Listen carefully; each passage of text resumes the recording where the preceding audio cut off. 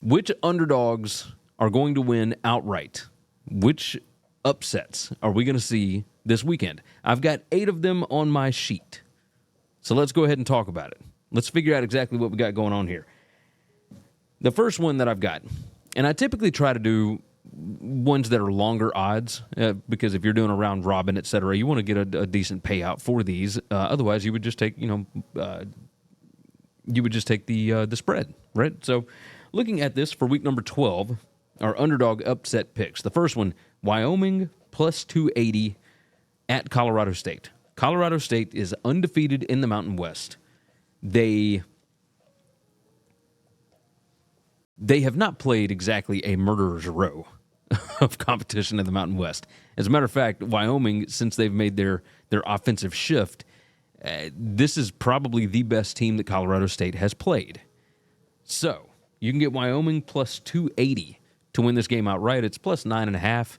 I wish it was a 10, and then it would have been an official play. But Colorado State, of course, their star wide receiver is out for the year.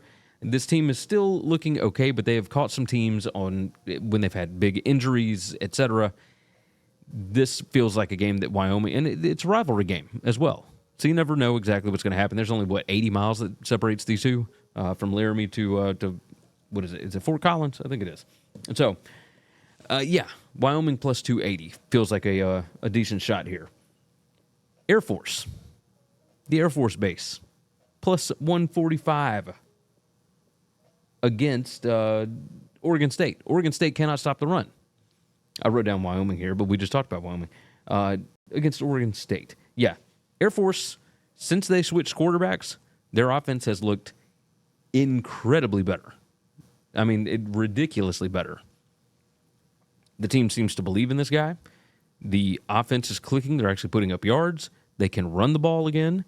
And Oregon State cannot stop the run. And Oregon State, several times this week, they've talked about the fact that they have not seen the triple option before. That ain't good when you're going against Troy Calhoun, right? So you can still get Air Force at plus 145.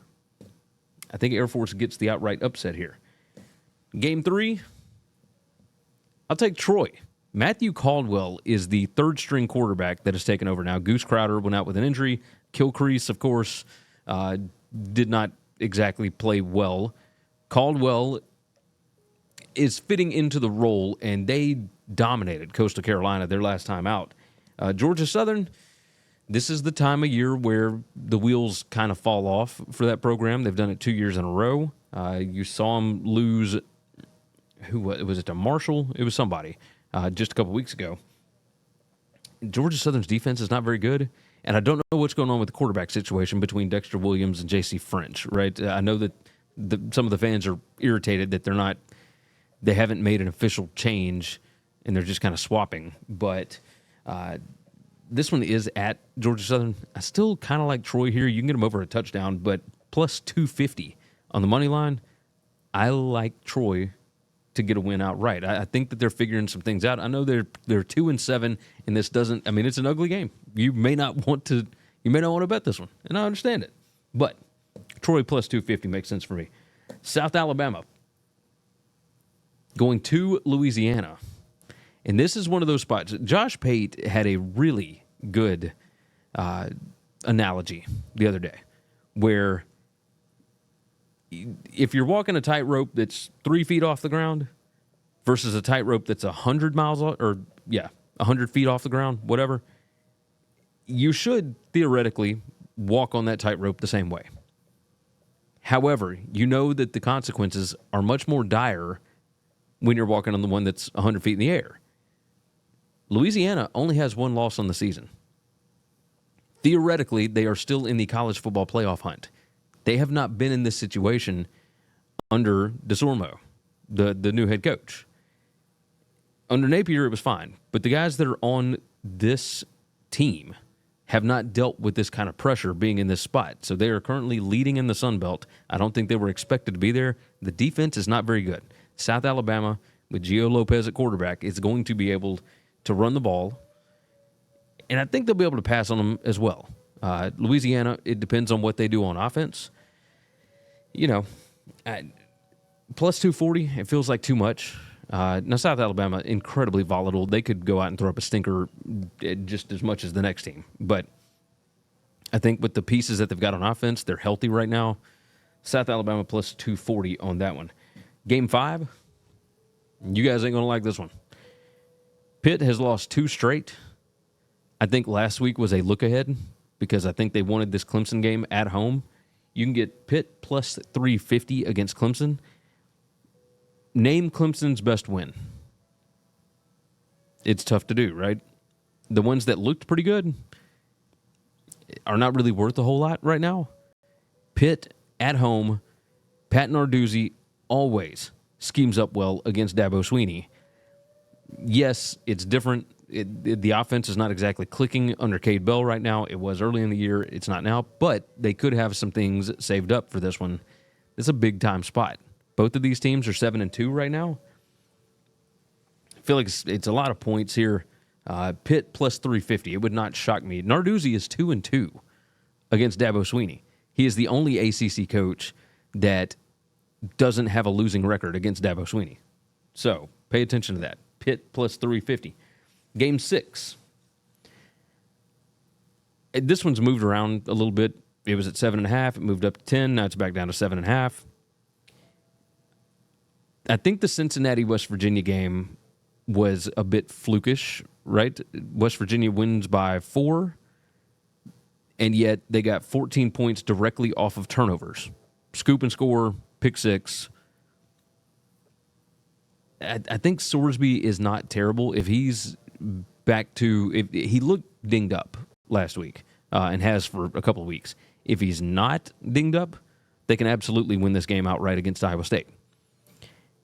Iowa State may be questioning some things right now. The defense has not looked all that good. Now, granted, they've played some pretty good competition. I think Sorsby, like Brendan Sorsby, the quarterback for Cincy, I think he can be pretty good. So, Cincy plus 240 in Ames, I'll roll with that. Number 7, another long shot here, but schedule spot, etc., kind of dictates it. My official play, I say official, the lean that I gave out on the Winning Cures Everything pick show was Oregon minus 13.5. But if you're looking at round robins and you're looking at schedule spot, etc., Wisconsin plus 425. It's Camp Randall at night. Oregon's played like 7 straight weeks. This is a physical kind of game. And Oregon, of course, without Tez Johnson right now, trying to figure out some things on offense. I feel like there is at least... this is like the Super Bowl for Luke Fickell and them, who are coming off of a bye, so he's had 2 weeks to get ready for Oregon. The travel situation, Oregon came out here and then went back all the way to Seattle, or to Eugene, and now is going all the way back out to Madison. Just schedule spot, Wisconsin plus 425. And then finally, last one. This is a short one. I typically don't include these, and the numbers would tell you that it's Baylor or no play, but if you're doing a round robin, West Virginia plus 104 is not a terrible option. No, the numbers don't make sense, but Baylor has never won in Morgantown. I mean, that's easy enough, right? Like, West Virginia is 6-2 straight up in the last 8 against Baylor. They've got this team's number for whatever reason, and it's not like West Virginia's terrible. Right? They're just not. They're not an awful football team. So, West Virginia plus 104, they've only got 2 conference losses. There's a world where they get back involved in this conference title race. So, give me West Virginia plus 104 on that. So, here's our recap. Wyoming plus 280, Air Force plus 145, Troy plus 250, South Alabama plus 240, Pitt plus 350, Cincy plus 240, Wisconsin plus 425, and West Virginia plus 104. Yeah. It might be a crazy weekend. It might be. Thanks for listening to Winning Cures Everything. Make sure and follow me on Twitter at GaryWCE. If you want to toss in a question, you can email me, Gary@winningcureseverything.com. Make sure and hit that subscribe button, and we'll see you next time.